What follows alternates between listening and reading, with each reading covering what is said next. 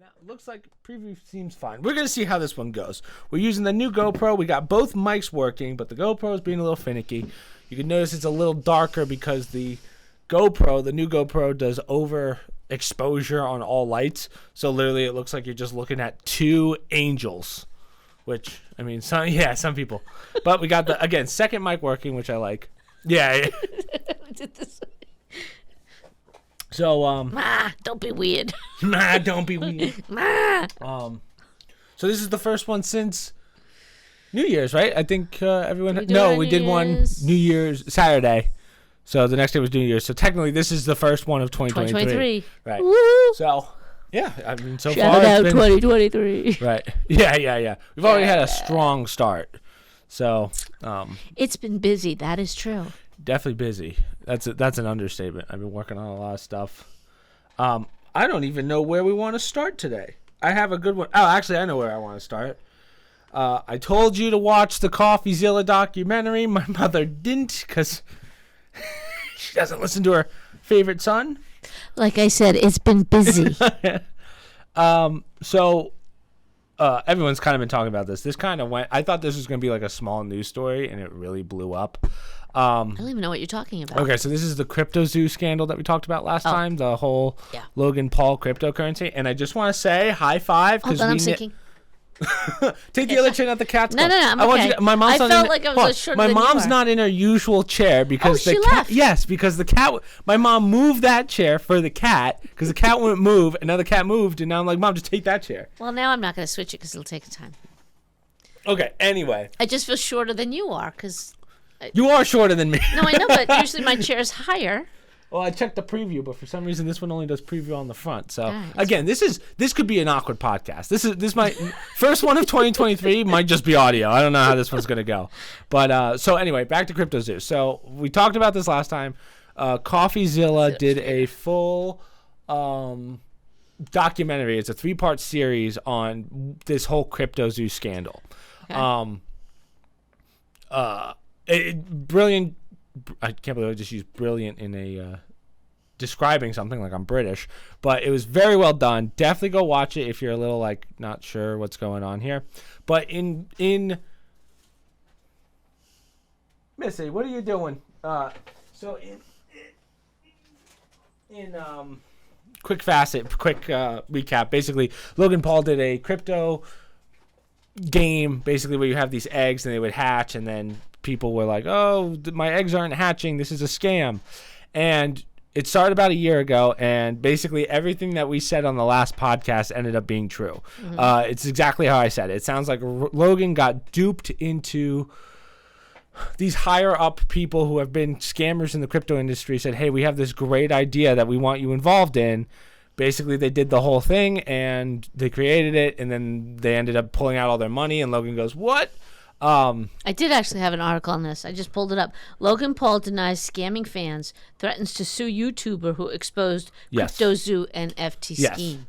So that's exactly what this is. But there's a couple of things that I think CryptoZilla kind of missed out on, in the sense of he's never started, as far as I know, like a giant company, and how the rounds work of like first round investing, second round investing, third round investing. Mm-hmm. So I think I could do a pretty decent job at explaining this. But basically what Logan Paul did and what these guys did wasn't exactly illegal. So when you create a company, you have something called the round, and the first round of investing is usually friends and family that are investing. So again, you have all the right to do that. You have all the right to invest into your own company. You can put X amount of dollars in because you know that the shares are going to go up. There's nothing illegal about that. Mm-hmm. You could take those shares out whenever you want, but there is a little bit of like an ethics to it. The government, you own that company. You created that company. So it's completely within your right to have shares. You put in $5,000 expecting it to go up to, say, $20,000, $30,000 in the end. But what you're not supposed to do, even though you legally can do it, is, let's say I put in $5,000, I make $30,000, and I take all my money, I sell all my shares. Right. it doesn't really make sense to do because and that's how people go, oh, this is a scam because you're taking out all your shares. And then the second round of investors go, why would I invest in a company when the CEOs and the founders and the friends of the family are selling all of their shares? That's kind of the idea.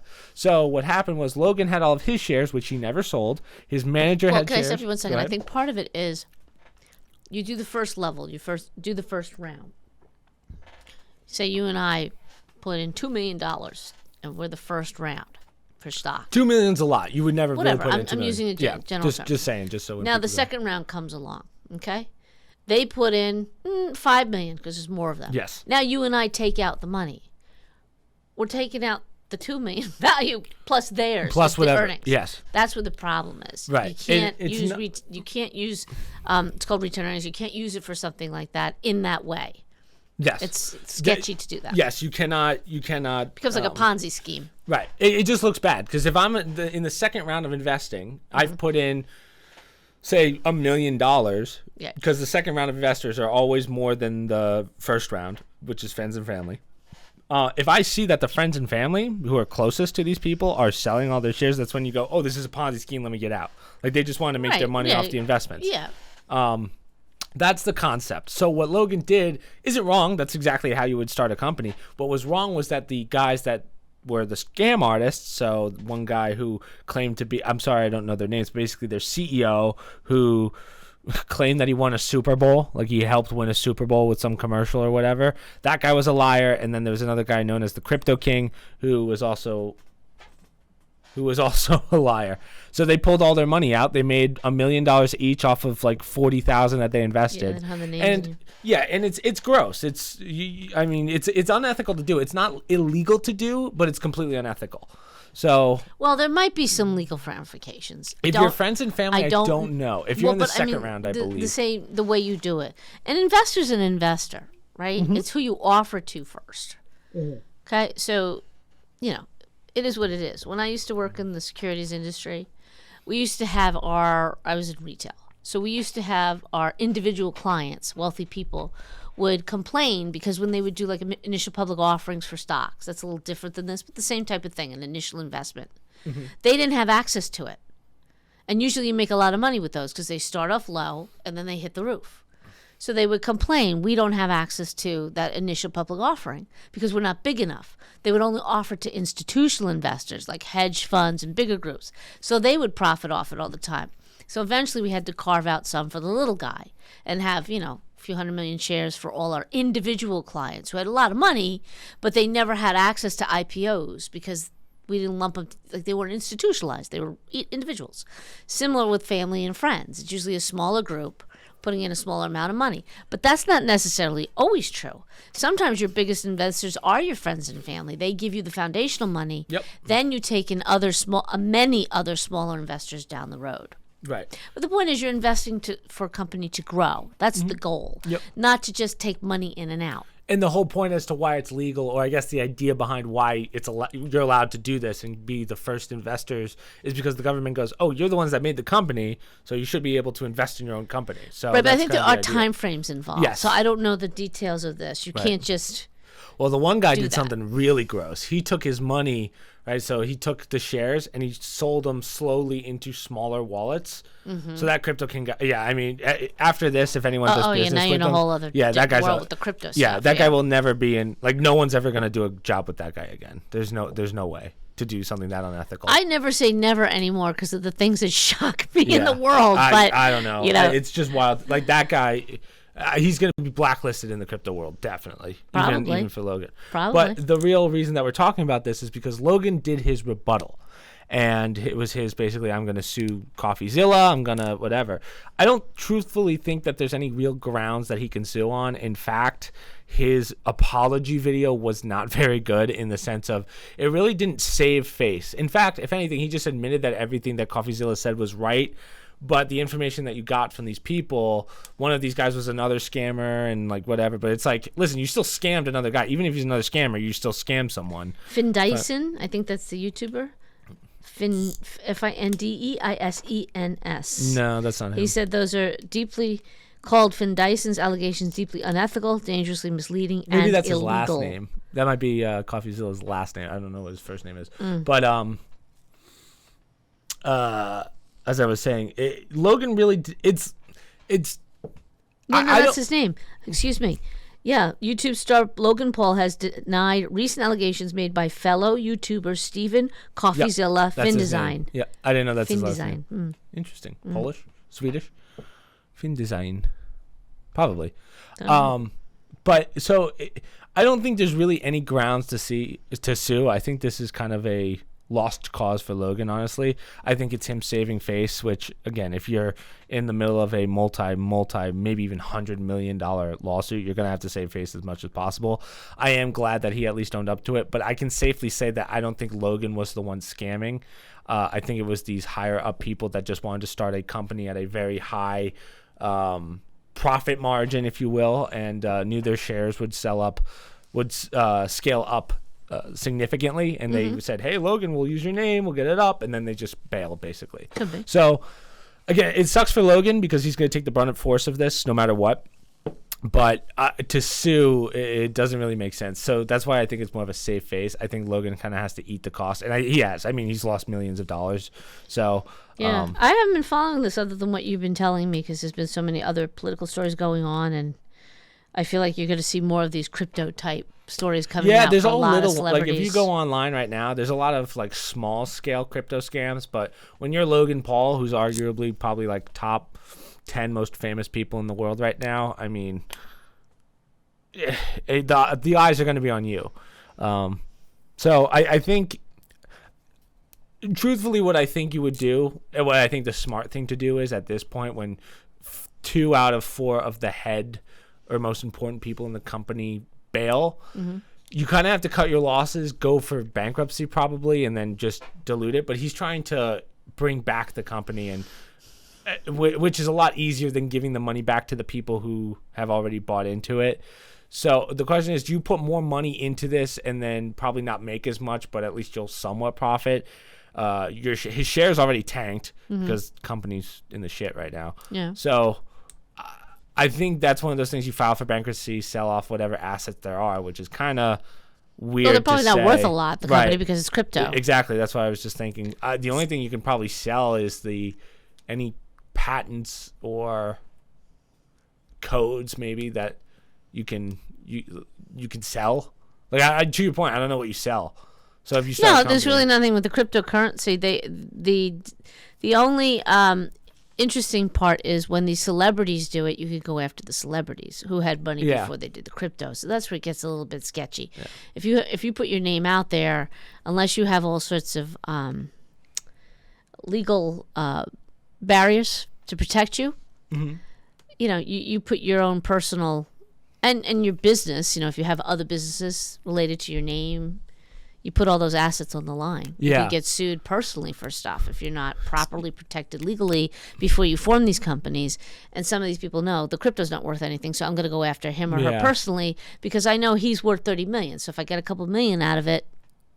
It's interesting because technically it's not a crypto, it's an NFT company, which does fall under that. Yeah, I really don't know where the assets would come from.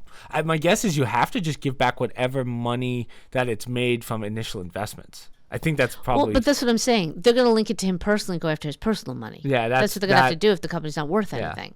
And if he wasn't set up properly by his legal team beforehand, which we talked about at the last podcast, shame on these individuals who are selling their one commodity, which is their name.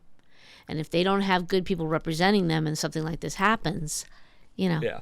Well, what I'll say to Logan, if he ever hears this, is you should have, you got to fire whatever team picked that CEO in Crypto King, because whoever made that mistake, it's going to cost you millions. And you can sue, we know you can sue Coffeezilla to the ground if you wanted to, but that's not the play here. The play is to save your money, because people are going to come after you for this one. Like, they're going to want their money back, even if you scammed a scammer. But we also don't know. It's very possible that he did have good legal representation, and they did send up some sort of insurance for the securities business just in case it happens. But who knows? Yeah, hopefully it doesn't come down to a lawsuit. Like, Coffeezilla doesn't really deserve it. Neither does Logan. I don't think so. I think, if anything, you guys should be suing that CEO and the scammer that basically tricked Logan into making this giant company and then pulling out. But... Yeah. Well, there's a lot of precedents that will be set in the days, months, maybe years ahead between SBX and SBX? Tether. SBX. Hey, let's get the I always get it wrong. SBF. I'm sorry, SBF. I always get his name and the company mixed up. Yeah, you're thinking FTX. Yes. FTX. When you SBF. mix with all that's been going on, there's no real path. Like there's no real. They don't regulate crypto, or they haven't done it, which is the positive to it. But now when things fall apart, right? Now you got to set some precedent about how are you going to let Sam Bankman SBF walk free after what he did, and then go after a Logan Paul, just because you feel like it's a different type of security or different setup.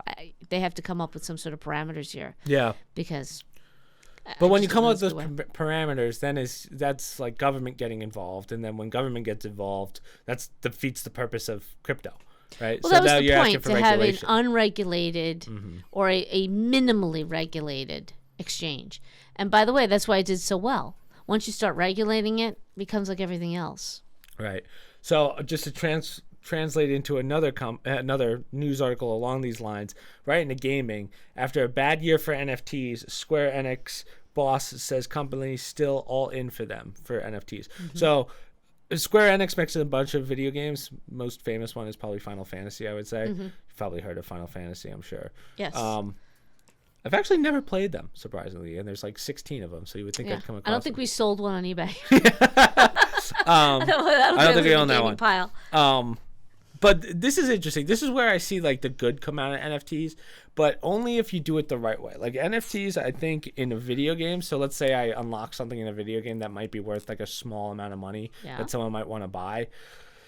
I'm okay with that. Like, I think if you do them the right way, which I think a video game company hopefully can figure out, I think if you do them the right way, they're actually a lot of fun. But when you're talking, I think what NFTs should have started out as was cheap. Like this will sell for $1 and then maybe it'll scale up to $5. Rather than like, hey, pay $5 for this and it'll go up to $1 million. Yeah. When you have jumps like that, that's when people go, okay, this is bullshit. Yeah. Whereas when you do it right in a video game, which technically we have been for a long time with a game called CSGO, which had the market. Those are fake guns in a video game that are worth thousands of dollars. Okay. Technically, that's kind of like an NFT. It's like a usable NFT that you can buy and sell. But if you do it right in a video game, say it's like cosmetics or whatever, I can see how NFTs can work. Yeah. It's just, again, when these guys go, this $1 will sell NFT. Yeah, it's overhyped. It's over the top. And when you overhype something, same thing happens every time. there's nothing behind it to back up the security, the item. So I am curious to see how they're going to implement this. I do believe that NFTs will be part of the future of video games in the sense of the buying and selling and trading. I just don't think that. I think we are kind of at the end of NFTs in real world case. So like, remember when comedians were selling their jokes, like the rights to their jokes for whatever? I think Tim Dillon did it as a joke, but like that's not gonna work in a marketplace. Like I just can't see that working. So I just don't think that real world case it will matter. But in like a video game scenario, I think it could work very well. So I hope Square Enix actually tackles this problem. I know a couple companies, other gaming companies we talked about in the past, have tried it, but usually it ends up tanking pretty hard because either the game's not that good and focuses too much on the NFT side of it, or opposite. It's just the game's not that good. Right. And then, or actually, I think it's just what I said. Bad game, NFT good, but they're not worth that much because no one's playing the game. Right. Like you have to make either a really fun game and decent NFTs. Then people want the NFTs. Yeah, exactly. Like if it's not playable and doesn't have a user base of at least 50,000, it's not that fun. Right. So, yeah. Again, I think down the road in a couple Didn't they have like years. an alternative to Pokemon cards for a while there that didn't do very well? Some other company came along and they were trying to do something similar to Pokemon when it was at its height. Yeah, I mean, there was Yu-Gi-Oh, but some of those get huge. yeah, I mean, Magic the Gathering is big. I remember. Do you remember Zach on? We got to move on. You sound too nerdy. Yeah, that's a big game, though. A lot of people know that. Oh, You can't be saying nerds. No, you can't be saying nerds. Sorry. Yeah, jeez. My mom attacks her viewers. Intense. How's that? It's a little more intense. Do you remember Zach when I was a freshman in college? College. Yeah, freshman in college. Zach was all the way down. You met him. He was a year younger technically, but he was in my class. Anyway, he was a big Magic the Gathering fan. Okay. Some of his cards were worth, like one card was worth a couple $1,000s. Oh, Like wow. it's insane how much some of those trade up for. Not So I mean, it's no Pokemon. Like some of those cards go for 50 to 100 to a multi-million-dollar card, but Right. there's a lot more Magic the Gathering cards that are like worth a couple thousand. Then yeah. Like Pokemon cards will sell for cents, Yeah. like pennies. Some of them. I think the lowest Magic the Gathering card is like 50 cents, which is a lot. Yeah. So. Or the expensive one your brother had that he left in his pants and I washed it. Kenny had a. Okay, ready? So this is why. Somehow that was my fault. My brother had a first edition Charizard, like one of the very rare ones, and he put it through the wash. No, he didn't. He had it in his pants and he put it in the laundry and Yeah. I washed his pants. I don't go through pockets. Yeah, I don't know all the I have a Charizards. life. I think there's only like I think there was only like 50 made, and now there's only like 13 in circulation or something like that. And He's tried. He pressed it. Oh he my put God. It, I mean, it was like a $50,000 card. I don't know how much it Yeah. was. It was It kind wasn't of the funny. one that like Logan and those Oh, guys had, but jeez. it was still worth a couple, like tens of thousands of dollars later on. Like we found out a couple years ago when the big boom of Pokemon Yeah. surged. Okay, like, I have that card, and we look at it, and it was Oh, like, like does that chewed say up. Charizard? Faded. Yeah, it went through the wash. Yeah. Yeah, you know Special someone's watching right kit, now, like, special oh my card God. That you got for it, so you slide it in, make it look more valuable. Yeah, Yeah, yeah. right. And now Kenny has a joke. As a joke now, Kenny will send like shit cards to the PSA. And they're like, it's a 10, but it's worth like 10 cents. Everyone has this card. But do you got one? Why don't we do the chat one? The You want to go to that? I actually have one on that too. New York City bans students and teachers from using ChatGPT. This is off a motherboard. Yeah, we knew this was going to Well, it was happen tech eventually. device, I just yeah. didn't think it would happen that fast. Well, and literally what we talked about when you told me about it, I was skeptical. Okay, hold on. We got because- pause. So we got to tell them what ChatGPT is because Oh, we I didn't thought talk they about it knew. last time. Okay. No. So this is kind of, people are saying, and I'm not even exaggerating here, people are saying like this is the biggest like innovation we've had since like the 80s or whatever. Not according to the people that run the company. Yeah. So basically what ChatGPT is it is the most advanced AI we have ever seen. So what it is basically we've gotten to the point where we can have a computer do all of our questions for us. Like if you have a question, it will answer it in real time. What it's really being used for right now is coding. You can go online, you can type in ChatGPT. You can write entire paper. If I typed in right now, please give me a whole 7-page paper on what the Cake Shop podcast is about. It will in a split second give you that 7-page paper in a short amount of time. seconds, milliseconds. They're calling it a machine learning chat bot. Exactly. So we think it takes all the information from just the web and creates answers. So it is getting its information from somewhere. I believe it's up until 2022. So 2021 and below is what all the information has. Mm-hmm. So like if you were to talk about anything Kanye West related, it's going to give you pre-2021 Kanye West. That's the idea. Yeah, November of 2022 they released it. Yes. So it's all data from there. So newer questions it won't tell you, but it will take all the data from everywhere. The real use case though is, let's say I shouldn't say real, but one of the main use cases that they're using it for is software. So like let's say I created a software that allows that had a bunch of errors in it. I can literally take that code that I drew or wrote up, throw it into ChatGPT, and it will tell me where the flaw was and rewrite it flawlessly. It's amazing. Well, let me tell you the take on it from Motherboard. Let's see. Quote, due to concerns about negative impacts on student learning and concerns regarding safety and accuracy of content, Says quote, who? it is restricted on New York City devices and networks. That's a comment from the That's spokesperson gonna be from a the New York lawsuit. City school. But it cannot build critical thinking and problem solving skills. Just by its nature, That's it doesn't. exactly what So we it's not a good learning tool. It might be a good information tool, but it is not a good learning tool. Yeah. Okay. No, absolutely. Like that's the real issue with this. It's taking away your ability to think for yourself, honestly. Again, you can type in how do I do my taxes and it'll do it for you. Like that's how wild this thing is. Right, but my generation has said this about computers in general. I don't think computers should be in school. Done. Because you rely on the computer. People don't hand, they don't learn script, they don't learn print, they can't read script, they can't read print. They become lost as each generation goes through the school system. They're becoming more and more dependent on machines to do anything.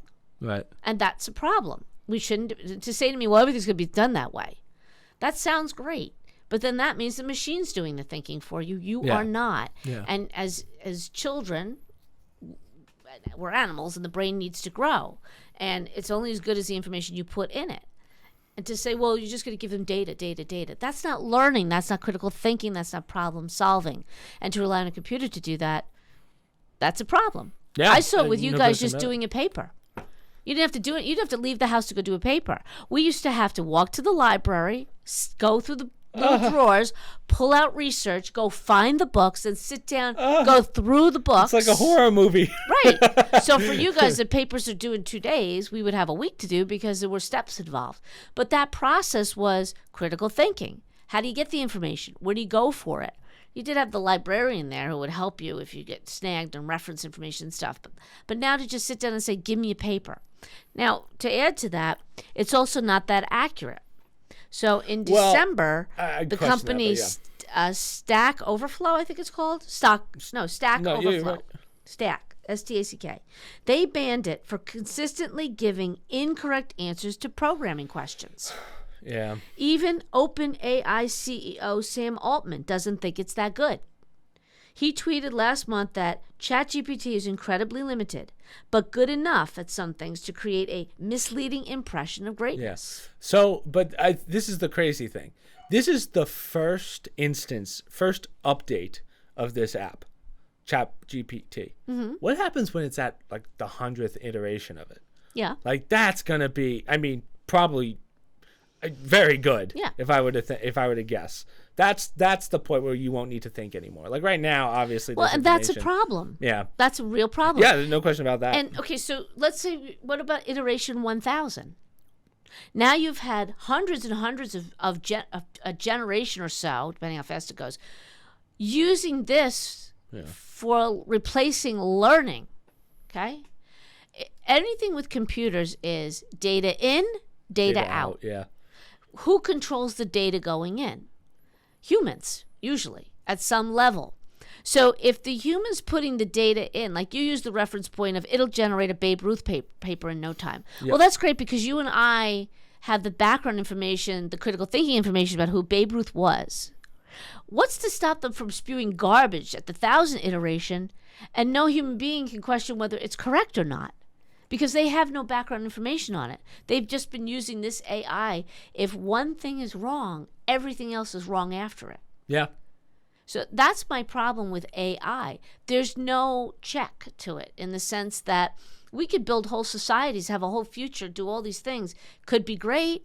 Or you could have one little thing wrong and everything else that it's based on is incorrect. Incorrect, right. But we're going to have whole future generations that will rely on that information. And that's a problem. Yeah. So it's great for older people to use, or when I say older, people at a certain point in society where they're not learning, they're enhancing what they already know with more information, data, AI, whatever. Yeah, like, I see it as like a more realistic one besides coding. I see it as like a scientist trying to finish some unbelievable equation and they're stuck on it. Throw that information in and boom, we have a new element on the periodic table. Like that to me is like the biggest, most impressive use case. The scarier use case is this is one step closer to robots by far. Yeah. Like this is one step closer to, hey, do you remember, you were in class with Zion today, who is a working class C robot who answered all the questions on the math test right, and now our grades are being curved. Right? Well, that's the panic from these teachers. They're concerned that they can cheat too easily too. Yeah, cheating's already easy to do with. Well, that's what I'm saying. Once they introduced electronics of any sort into the classroom, and I blame teachers for this. They were the first ones to say, education could be so enhanced if we had computer on wheels. My favorite cow term, right? Or if we had a computer lab. We in your schools, we fundraise for computer labs. Yes, they absolutely have an important role to play. Yes, people need to know how to use them to get information, etc., etc. But they start to rely on them. And then that wasn't good enough. Teachers wanted them in the classroom. Okay? In my opinion, you're going to find teachers unions start writing in an X amount of time that the kids are allowed to learn from computers where they don't have to teach. And that'll be part of their pay, where they don't have to do anything. It's made teaching, in some respects, too easy. Yeah. Because they just plop them in front. Turned out to be great during COVID, supposedly, because the kids were used to learning off of a computer. Maybe not in a Zoom environment, but younger generations are comfortable more so with electronics than, say, when I was little. It would have been like an alien sitting in front of me because we weren't born into it, we weren't raised with it. My mom, back in the day, they had the typewriter. That's right. Click, click, click, click, click kind. From if you watch Wednesday, right? If your group watches Wednesday, she uses the old click, click typewriter. I thought that was funny. But anyhow, I don't know where they're going with other than replacing it. And keep in mind, all the data, all the information on computers today is all human input. Yeah. It has to start somewhere, right? Right. So. And as we know, places like Wikipedia. Nobody lets you use Wikipedia for any paper or anything because it's not always accurate. Suppose this AI chatbot pulls it from Wikipedia as well as 100 other sources. How do you know if it's accurate? We already know there's stuff on the internet that's not accurate. So, Speaking of, well, I guess we could do this one. So just to finish that, the last comment was the company itself is trying to develop mitigations to help everyone ID text generation from this particular site. Yeah, we knew that. But that's the problem. If it's that good and it's that close to humans, it's going to get some wrong. And then there's going to be that one kid that actually did the paper. Yeah. And then, Prove it all wrong. Yeah. All right. Because you brought it up, we got to talk Wednesday. Season 2 got reviewed. Now, Season 2 they got renewed for a season 2. You said reviewed, or I thought you said reviewed. My mom, that's how into Wednesday mom is. No, I just was shocked that it came out already. Yeah. Okay, so let's talk about Wednesday, because this is the first show I've seen in a long time, because usually I don't watch regular TV. Watch that TV. So I raved about this. I saw the first 2 episodes and I was hooked. Yeah. So it's been a while since I've been that into a TV show that wasn't an anime. But for this show, I don't know if you feel the same way, but I felt like the first 2 episodes were really good, and then everything after that, you could see the corners that were kind of cut, and I just felt it was a little lackluster towards the end, like even all the way, like the last 8 episodes to me, or what was it? No, it was 8 total. So the last 6 episodes to me kind of fell flat. It keeps it going a little bit, but the one thing that I liked about, or found funny, was she would accuse someone, they would get in trouble, and then she would, and then it'd be her fault, gets another one wrong. Like, she just keeps getting people wrong. It wasn't like this big, you can't accuse everyone, and then when you find the right person, you go, I did it. I'm smart. Right? That's kind of what it felt like. It was like, how many times can we get it wrong till we get it right? So I felt like that was kind of I thought some of the acting, especially from the young people, was very good.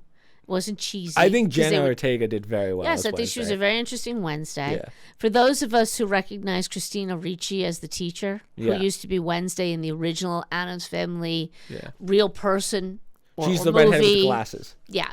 She's been in a lot of Tim Burton shows. She was in Sleepy Hollow and whatnot, so he's used her quite a bit. I knew she wasn't going to be just a minor role. She must have been, and they had her in such a minor role. Let's not spoil anything for those who haven't seen it. I haven't given her away, but she wound up having more of a major role. So that part of it gets a little contrived when you're watching it. You know that you're like, wait a minute, this doesn't make sense. But then I thought maybe they just put her in because there were a lot of holes too. There's a lot of holes in the story where if you're old enough, you go, oh, okay, I kind of see where this is going. Like if I was younger, I would have liked it, but I thought Enid, the blonde girl, did very well. Yes, I thought she's a very good actress. Very well. And then the principal does very well too, but she was in Game of Thrones. Game of Thrones, yes. So you know she was going to do very well. Yeah. She's very talented at what she does. Obviously, Catherine Zeta-Jones is the mother. She's a very strong actress. Yeah. Yep. But I didn't like Armistan, I think his name is, from Saturday Night Live. He played Uncle Fester. Oh, yeah. I didn't think Uncle Fester was a little weird, but it sounds like the next season. No, that is Uncle Fester. He's weird. That's the character. Yeah, I just bet Uncle Fester. I think so. It sounds like the next season is going to focus more on the family, which is more what I'm interested in, the Addams Family lore. But What I didn't like, or how I felt, and you tell me if you feel the same way, it's a Netflix show, so they had a huge budget. I went into this thinking that first season, they're not going to have that much of a budget. I didn't realize that every episode had a $30 million budget. So when you take that $30 million, I feel like they didn't utilize it very well in comparison to most shows that have a budget that's half of that. Well, I did say I thought the FX was very good. Really? See, I thought it wasn't that good. Well, compared to Stranger Things with the cheesy monster, haven't because they had seen kind of a cheesy monster in this one too. But morphing, and then there's, like you said, I want to give it away, but there's another scene where another character morphs into something. Yes. I thought it was done surprisingly better than I've seen on other shows that have done morphing, where it looked very contrived, and not as well done. But you're right. I felt the storyline. To your point, you didn't feel the aha with her as much. Yeah. She did it at the end. She kind of said, well, you were doing this, you were doing that, and played the story that way. But a lot of times she was there making mistakes along the way and getting in trouble for it. And you're like, okay, what are you really achieving here? Yeah, you're just accusing everyone until you get one right. Right. And that is how I felt. I think that I wonder if it was because of the limitation of only having 8 episodes. That might have been a problem. Like if you had 12, maybe it could have gone a little better. But that story didn't need to be strung out. It didn't. It wasn't that involved. It wasn't that. That's how I felt. Yeah. It was a simple story, a simple mystery. Yeah, I just hope in season 2, which I would say I'm slightly excited for. I hope in season 2 they utilize that budget a little better. Like I feel like for $30 million they could have done a lot better.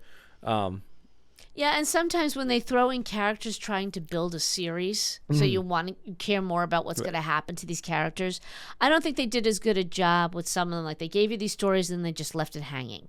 If they could have tied in some of these character stories with the end of this to kind of bring it all together, because I could throw anything in. Also, some of the, don't want to give it away again, but some of the crafts that they had, like some of the characters had, seemed kind of convenient in the moment. Like, oh, all of a sudden this one could do shape-shifting or whatever. Like, okay, not intense that way, but it was convenient.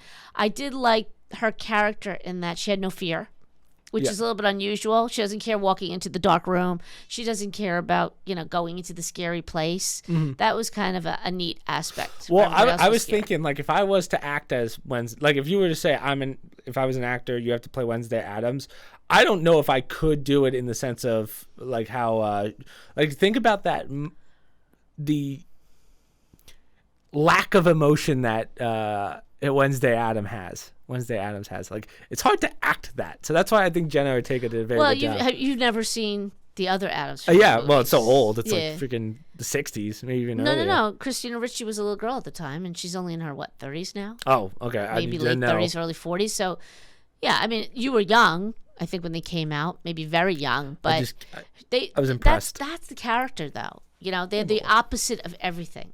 So they like the night, not the day. They like death, not life. Yeah. They cut the pre-parts off of roses and they keep the stems. They're funny in that way. They're the opposite of what you'd expect. So for her, it's almost like a robotic, but a negative robotic character. That's how Ricci played it too.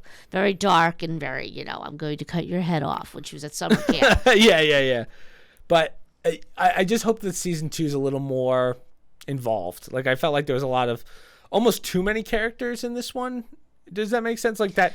There's a couple I heard was one comment where they said they're going to. The producer said we have no problem making her LGBTQ. Yeah, that doesn't. And they had characters on the show, which was fine.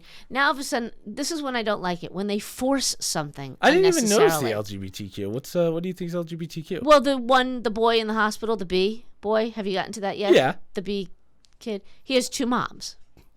Oh, yeah, I didn't even know. But see, you know why I didn't notice that? Because it's not like a huge majority. Exactly. Like, that doesn't bother me. Exactly. Like, I don't care. As long as they're not putting it as in, like, Wednesday Addams is actually... That's what I'm saying. Yeah. That's Thank what they're trying God to do. they didn't do that. No, but now they're talking about doing that. They have no problem doing that in the second season.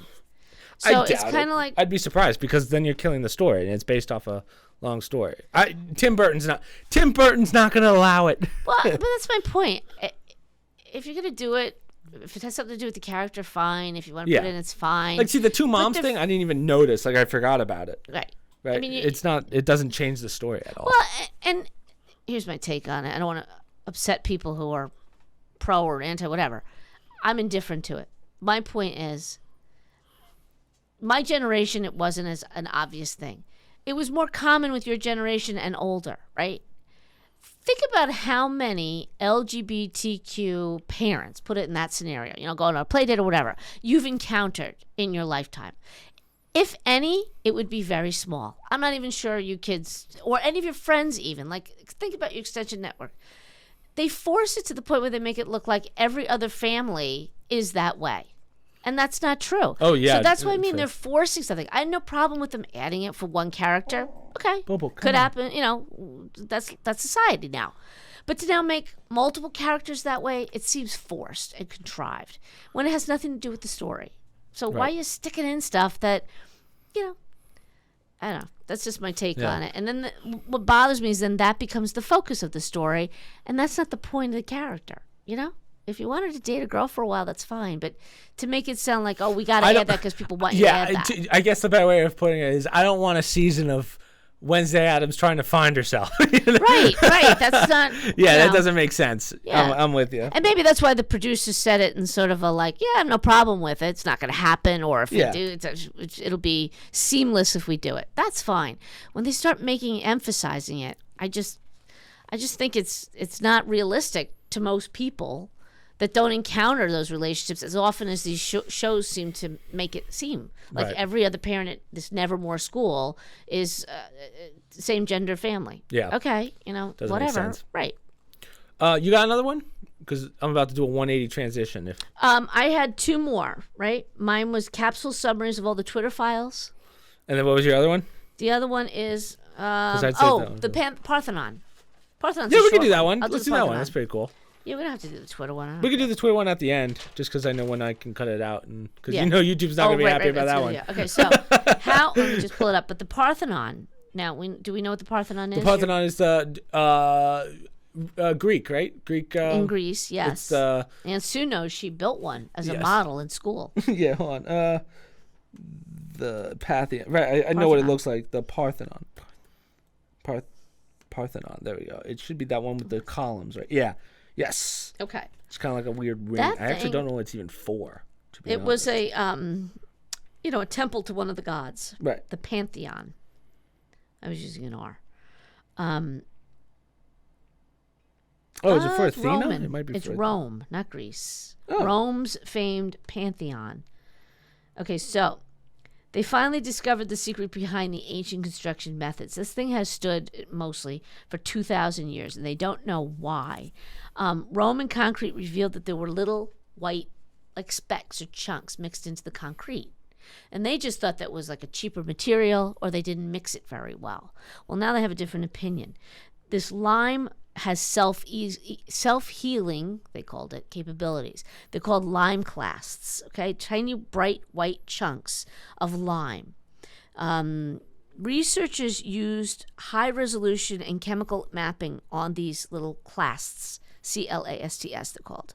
And they found that heating and mixing causes the lime cast to become brittle, and then that created a calcium. So it made it a great way for filling in cracks naturally. Wow. So over time, the heat, the sun, or whatever, these little pieces had the habit of, as something would crack over time, a structure, a house, it gets little cracks in the foundation. These little things would become calcium enriched, and they would fill in all the little gaps. That's so. I wonder if they knew that they would do that, or if that was just kind of a chance. They were like, let's just throw this stuff in because it looks like concrete. I don't know, because they think that they probably had some thought about it. To purposely add that much of it into it. It wasn't, that's why their original thought was they just, didn't mix it very well, and they had these clumps of the white or little specks, or it was garbage that they threw in there. To your point, did they know it was going to do so well, or maybe it was just this particular lot of soil with these lime in it that they all used because, hey, these buildings last longer, so let's use that every time. I don't know. Maybe they liked the white specks because they thought it made it look fancy. But apparently, this is what the scientists are saying is what's helped it stay pretty strong for over 2,000 years. That's pretty amazing. Yeah. I wonder. I truthfully don't know if they knew it or not. Like I wish I knew if this was like in their secret. I hope there's like a recipe that they have that says make sure you throw in this. But I feel like it's just a congregation of just trash that they were like, oh, we can make cement out of this. Well, and also only certain materials are available in parts of the world, right? So they had limestone is probably a big material over there in Rome. We've got a lot of clay outside our place in New Jersey. You work with what you have. That's what they had, and that became, knowing them, they spent their time trying to work it the best way. I mean, we know the Romans were ahead of their time in terms of engineering and architecture, and yeah. So I got one that's pretty interesting on the kind of science history thing. So the Holy Grail wheat gene discovered can feed our overheated world. Have you heard of this? No. This is pretty neat. So for those of you, I think we talked about it once on the podcast, but China for the last decade has been hoarding all of our grain, all the world's grain. Not surprising. Yeah. So the problem with that is obviously grain is much needed, but a lot of the reason why grain doesn't, why we don't keep our grain is because usually what ends up happening is it just ends up breaking down. It's a pretty what's the word, frail crop, I guess you can say, in the sense of one gust of wind can take that bad boy down, you know. Highly perishable. Yes. And the biggest problem, and again little wokish, is the idea that global warming has kind of heated the environment so much it's not able to be grown in a lot of places anymore. So what these scientists did, which is pretty awesome, is they were able to find the gene that causes it's either that they added or they fixed a gene that causes heat resistance to the crop. So basically now we can make wheat pretty much anywhere. In America, definitely. I don't know where else they're doing it. I think they're testing it in Spain, or doing like the first use case of it. So now we can grow it so that it's actually heat resistant. So any hot climate, it's fine.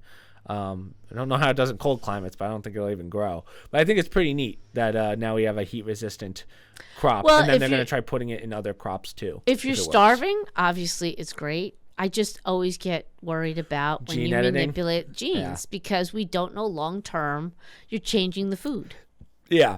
Does it taste any different? Is it like nutrients and stuff like that? I don't know if that's a. It's not even the taste. If you're starving, right? Parts of the world that have no food. Yeah, that's really it. Long term, is it safe to eat, or are you altering something? Obviously, it keeps you alive, and that's a positive. But to make that a consistent diet, we've talked about this. Processed food now has damaged human beings beyond belief. Just look at Western countries that have predominantly processed foods, and how unhealthy we all are. So to start doing that to underdeveloped worlds and giving them processed foods, Yeah. See, I just think it has better use cases for not just wheat, but like other crops too. Corn, corn. I guess maize would fall underneath that. Oh, you can do that with lots of foods. Yeah. They're doing it with, they used to do it with tomatoes, vegetables. We were out to dinner once with a guy, dad who was a chef, and he had a very good point. He goes, remember when we were kids? My generation was young. And, you get a head of broccoli that was like this. He goes, now you go to the store, and the broccoli's huge, right? Because they're genetically GMOs. making it bigger, right? And they fertilize this and everything else. He goes, it's not the same food as when we were little. And for those people in the audience whose family have a garden outside, or if you choose one day to do it, you're going to realize a big difference when you grow that food yourself in your backyard. No, your tomatoes aren't going to be huge. Yeah. But why is my watermelon this big? I know. But the flavor difference, you'll notice too. When you get a homegrown tomato, it has flavor versus when you buy it oftentimes at a regular food store. Some food stores are like farmers markets. Big difference in the quality of the food. But it's all in what they do to prepare it. The issue is, yes, food is very important. But if you really want to get to the bottom line of it, some nations have a ton of food, more than they need. Our country doesn't need as much food as we have. It's a free country. It's a free world. Our food waste is astronomical compared to most countries. Right. But we also have great arid, wide-ranging geography, climates in our one nation. Same thing with Canada and a lot of Western countries. We don't have a Siberia like Russia, But having said that, I believe there's enough resources for everybody. And I think you don't need to genetically alter stuff in order to grow it. It's a great way to address the issue, but it's a shame that they can't grow their own, normal grain under other conditions and eat normal, as nature intended grain without having to have it genetically modified. Yeah, you got to do that because they're in a very dry place with intense heat and very little water. Or you ship the food to them, right? But right. I don't mind them doing that. I'm more impressed when scientists figure out ways to get water to these areas so they can grow it themselves. Yeah. The irrigation systems? Yeah. Yeah, or whatever is needed to get it there. Yeah. I don't know how our irrigation systems are in the sense of how much they've been updated and if it's like a main source of science. It's got to be somewhere. But I don't know if our country focuses that much on irrigation anymore. Well, they've had some real problems out west when you have one state like California blocking water going to other states that need the water. And that's where you run into problems when you have sovereign areas. In some cases it's states, sometimes it's countries. They control the water flow. They control, the ice caps or whatever. And that's where, I don't have a problem with countries having borders, and you should work together. We have a certain amount of resources that you need. You have what we need. Let's work together. That's symbiosis. That's how people should be. Not, you're not taking ours and we're going to war over it. That's not right either.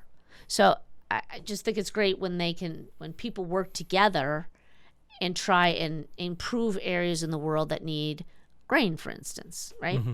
Now, you can artificially, like what they did to the Dutch farmers, they're taking their land away. They've said they've banned, since the war in Ukraine, Russia is a big producer of the nitrogen for fertilizers. And they've been withholding it because, again, they're at war with a lot of people. We need that to grow our crops. And farmers have been saying for the last 6 months to a year, I think we had it on the podcast, one of our early podcasts, farmers are predicting there's not going to be enough food for everybody in this country, let alone in countries where they're trying to figure out the grain, just because we're not getting what we need to grow the amount of crops that we need to sustain this country and to ship overseas. On that note, speaking of YouTube, I don't have an article on this, but I've kind of been following it, even though there's not that much information out there. So remember last week we talked about YouTube kind of starting to censor everything in the sense of certain... Oh, you can't swear in the first 5 minutes swear, or whatever. Stuff like that. So turns out that there's actually a huge lawsuit going on with Google right now. And this has been kind of under wraps. So no one's really talked about this. I wish I knew what it was called, but Captain Sparkles, who's a famous YouTuber, he's a gamer, he says, is this a potential, I forget what the title of the YouTube video was, but it was like, this could be a potential lawsuit against Google. So, or like why he's going to sue YouTube. So Google is in a lawsuit with a guy, I think his last name is Gonzalez, which is basically, I forget what it's called, it's Title 200 something, whatever. Basically, the idea of this is the algorithm gauged to allow terroristic ideas? So here's what I mean by that. Let's say I was Googling how to decapitate someone, for instance, right? And on YouTube, if I was to look up YouTube videos of decapitations, right? The algorithm is going to give me more decapitation videos because that's what I'm looking up. So the question is it the algorithm's fault, or is the algorithm, is Google and YouTube's algorithm forcing me to see stuff that I shouldn't be seeing? So that's kind of the argument. And the idea of the title, basically what the title 299 or whatever it is allows, is it basically says that just because YouTube has, even though YouTubers are putting up certain content, YouTube is not liable for that content. So that's what that rule defends. So unlike news companies, so like Wall Street Journal, when someone posts something in the Wall Street Journal and then it's... You sure that's Section 230? I think that might be it. Oh, yeah, that's the overall debate about these platforms. 230. So it is 230. I thought for some reason I thought it was more. Basically, like if Section 230 doesn't apply as much to news companies because the news company actually is liable for that because they're the ones hiring these people, putting them in. YouTube, because of the nature of the beast, and Google, it's an algorithm because there's so many billions of minutes of video every day that they can't manage it, so you need an algorithm. And that algorithm isn't going to tell us, or it will say what's right and wrong, but if you're only looking up the wrong things, the algorithm's going to be trained to give you the wrong things because that's what you're interested in. So the question is YouTube by default, its algorithm, forcing me to see beheadings or murders or whatever? But if you look up beheadings, that means at some point you had to look it up. Yeah. So the beauty about YouTube, and I think it's the best way of describing it, is it's you have to physically go looking for those dark places. Yeah. In order to get that content, but it won't just randomly give it to you. Like you won't be. Let me ask you this: what happened to the dark web? The dark web's still a thing. That's different. Dark web's a lot dicier than anything you'll see on YouTube. Right, but I'm just using beheadings. Wasn't there? Oh, okay, but I'm just saying, like, I thought there was certain content that could only be posted on places like the dark web, and people had to know how to get to it. Yeah, that's for like buying stuff. Like that's heavy. Okay. I'm just talking YouTube's algorithm of you want to research a beheadings. guy that kills animals, for instance. Okay.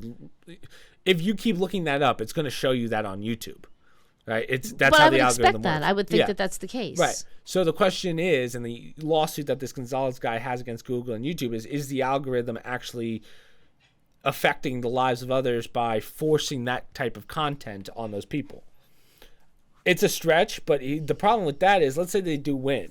Worst case scenario, this would make a lot of sense as to why they're demonetizing a lot of not safe stuff. It's like YouTube or like stuff with swearing or censored things.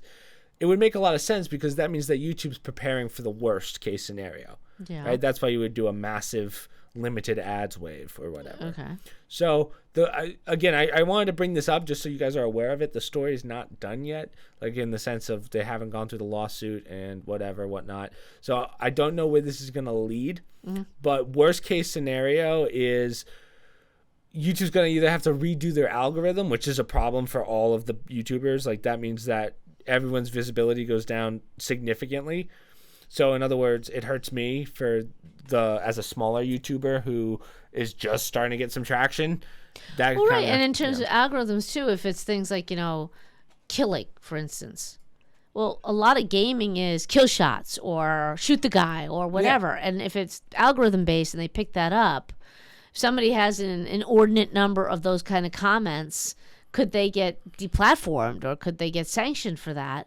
If it's purely based on the algorithm and they start getting particular about, anything that says death by machete, and it's a game that has a machete guy, and you've got all these gamers playing that new game that's all with machetes, and they all get knocked down because of the algorithm. Yeah, that's exactly it. So I think YouTube's preparing for the worst just in case for some reason Google loses this lawsuit, which I would be surprised by. But the beauty is if Google wins, I think all this monetization stuff kind of goes away. Yeah. But I would say that this lawsuit that actually started in November, which no one's talked about, and I'm sure it got pushed for the holidays, that would make a lot more sense as to why this big demonetization wave just happened. I think it's only going to be temporary, which we're praying for. But as my viewers know, I've always been a huge proponent of a certain change in the algorithm because it doesn't make sense anymore. There's just too many YouTube videos out there. You need something better.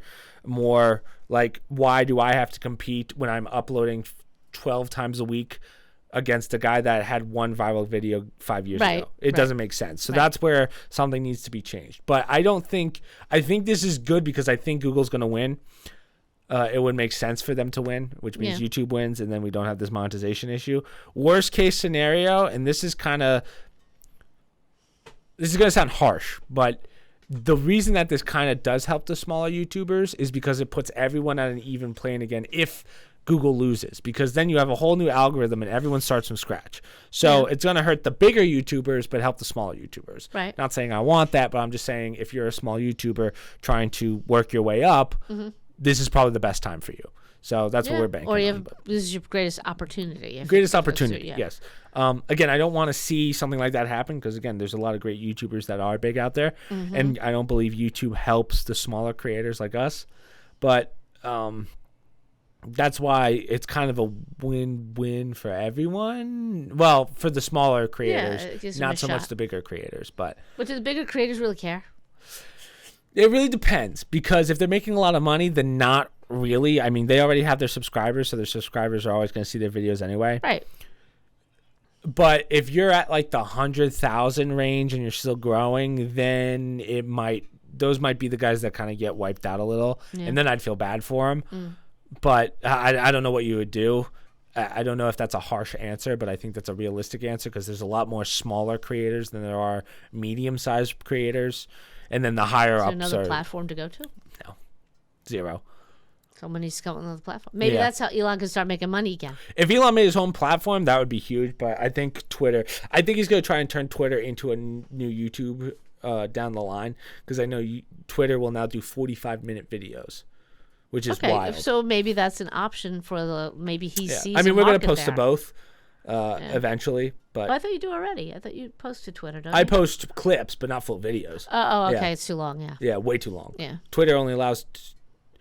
Well, Twitter will actually allow pretty 2-minute videos. I'm sorry. Instagram allows 10, and that's not enough for you. Yeah, my videos are too long, but So I just thought that was worth bringing up. Yeah, that's one you're all gonna want to keep an eye out on. That could take a while, though. I know a lot of people wanted me to talk about the whole. There's a Twitch streamer named Kai Cent, who there was a sexual assault allegation, and everyone wanted me to cover that. I'm gonna say it wasn't him. It was a friend that he knows, and he's refusing to say the name of the person. That's all we know. I don't want to talk about that just because there's not enough information out there. And why should he divulge the person's name? That's not his responsibility. We don't know the facts yet. I know Grant brought it up yesterday, and I didn't know enough about it to make any real comments on it. But yeah, it's a story that hasn't completely broke yet, so I'm not going to point fingers and say who's in the right. What difference does it make? It's not him. That's what I said, but again, maybe there's more to the story that we just don't know. Maybe. Okay. My last one, I don't know if you have any more. No, but good. Last one, Sony claims that the PlayStation 5 shortage is over in 2023. Oh, hallelujah. So remember, they had that luxury idea where they only made like 500. Now they're eating shit because they only made 500. They only made 500. There wasn't enough. There wasn't enough supply for the demand. Xbox comes out with their Xbox Live feature, the free pass or whatever. I can't think of what it's called right now. But it just absolutely destroyed Sony's version of it, which was like the PSN Ultra or whatever. Yeah. And now, all of a sudden, weirdly, they go, "Hey, there's going to be more PS5s. We need buyers." So yeah, again, this is the perfect. This is very. What's the word I'm looking at? Why am I struggling? Convenient. This is very convenient for this time to come out after. They should have done it before Christmas, honestly, but my guess is from a company perspective, they just weren't ready for that. Listen, I'm gonna level with you guys. I'm gonna tell you what they're not telling you. They've been able to make mass amounts of PS5s for a while now, ever since the chip shortage was over. Well, I was gonna say, where are they getting their chips? Doesn't matter. Everyone's been good on chips for the last year now, right? The silicone thing was a problem back in the summer, but. Now it's fine. How come Ford trucks are waiting for chips? They're sitting there unable to be sold because they don't have the chips for their computers. What? Brand new Ford trucks.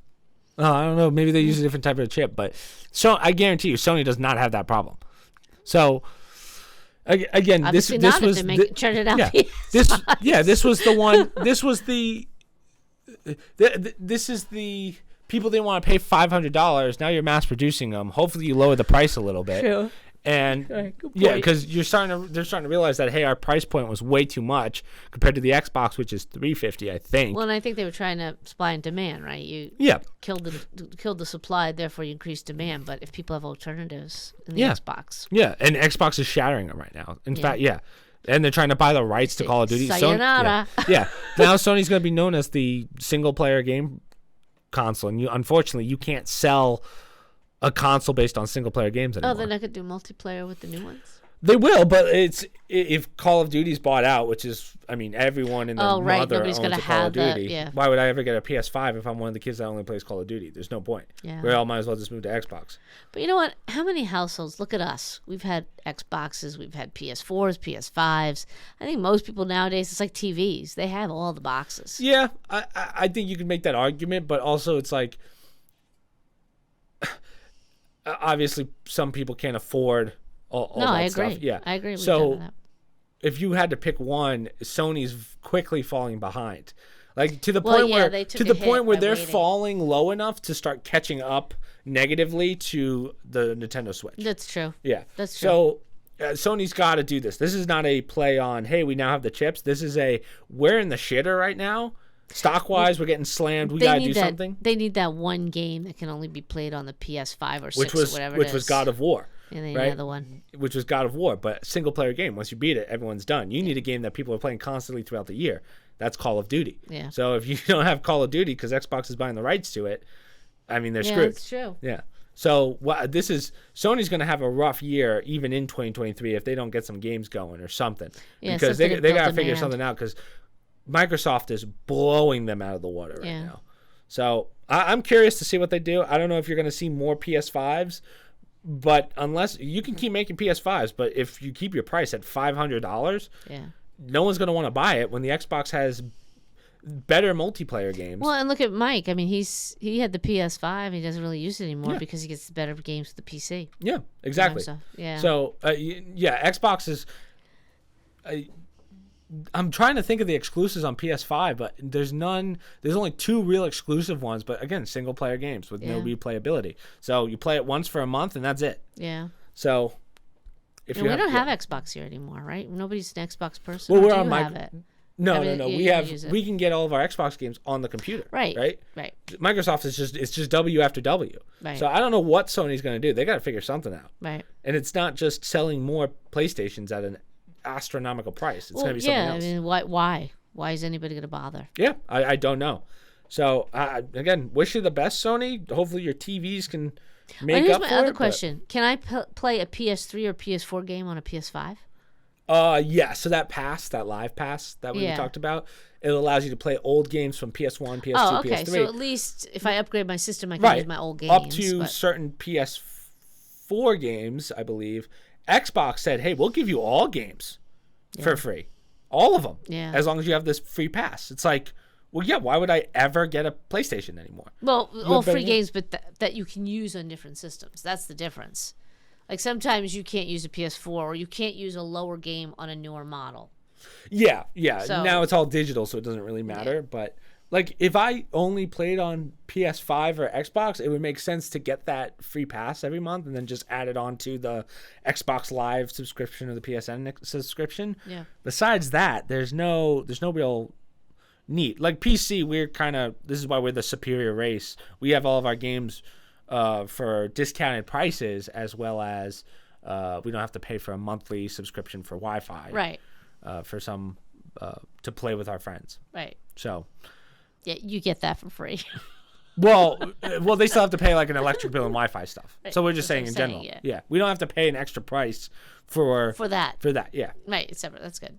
So for me, the right thing to do for me is I would get that Xbox Live thing on my computer. Right. Right. Most of my games are through Steam anyway, and I can get the free ones. Right. Most of the free ones are older games that aren't relevant anymore anyway. But if I wanted to play those in like Achievement Hunt, I could. Yeah. But I can't do that for PS5 unless I have a PS5. Luckily, I do, but I'm just saying in general. Yeah. It would be a problem. That's why I don't know how Sony's going to make up for. I don't know how they're going to be able to compete with Xbox. Yeah, let's this see year. what they come up with. It'll be I'd be interesting marketing. It's gonna. I'm telling you, there is a fire under their asses right now in the sense of they're scattering. They're like, we need our best idea, guys. They're doing lines of coke. Yeah, no, don't say that. Alleged. They're like, I got 70 ideas. How many big TVs can they generate to make up for it? There's just so many. Well, Sony's actually our number one manufacturer of guns, too. Oh, really? Yeah, they make a lot of guns, or parts for guns. So that helps them a lot with the U.S. government. When they sell them to the military. Yeah, when we have wars with countries that we have nothing to do with, it helps. Okay.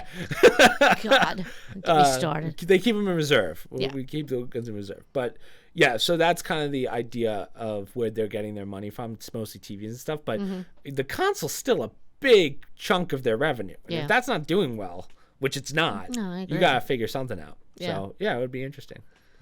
Other than that, I got nothing else. Full disclosure, we now have a Meta virtual reality Oh yeah, Michael got headset in the family. We have to say that after chomping on it for so long. We didn't buy it. Yes, Michael got a Meta. That's not a Quest Meta one, right? That's Technically it is. pre-Meta. So He's my a mom's Meta. talking about Michael got an Oculus. It was forced 2. on us. Yeah. It wasn't bought by the family. It was a gift. So Yeah, so as anti-meta as my mom is, she was Both boxing are. before, and no, it was not. Mom was like, "Yo, I'm about to take down Rocky Balboa," In the But metaverse. I have to say, it was one of those, like a commercial. I was sitting there looking at my iPad, and the family room Mike goes in, sorry, I need the space. Yeah. And he starts doing The shadow boxing. boxing dancing. I'm like, what the hell? It looked like one of those commercials where the father is like doing all this crazy stuff. And he It's the walks kid. out of the room, and the mother and the daughter look at each other like and roll their eyes. Watching this thing, I wish I had my phone right now. My son just came downstairs and took over the family room. Yeah. But yeah, I got nothing else. I don't believe that there were any Discord questions this week. But that's okay. I think we talked enough. We went through a lot of articles. So yeah, I'm good. Only things I have to promote. So I did the reaction video on Wednesday. Obviously, last podcast was Monday. Yesterday's video was an escape room with Jason.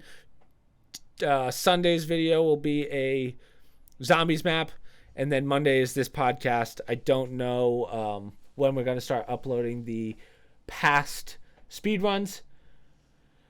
I'll probably start that in a couple weeks, but there's still a couple I want to do before I start posting those.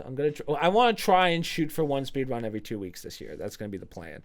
So ideally, that's the plan. If not, we'll figure it out, but we'll figure out the timing.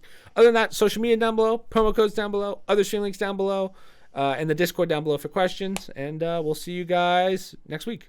So, well, I'll see you guys at stream, but my mom will see you next week. Yeah, next week. All right. Later, guys. Bye.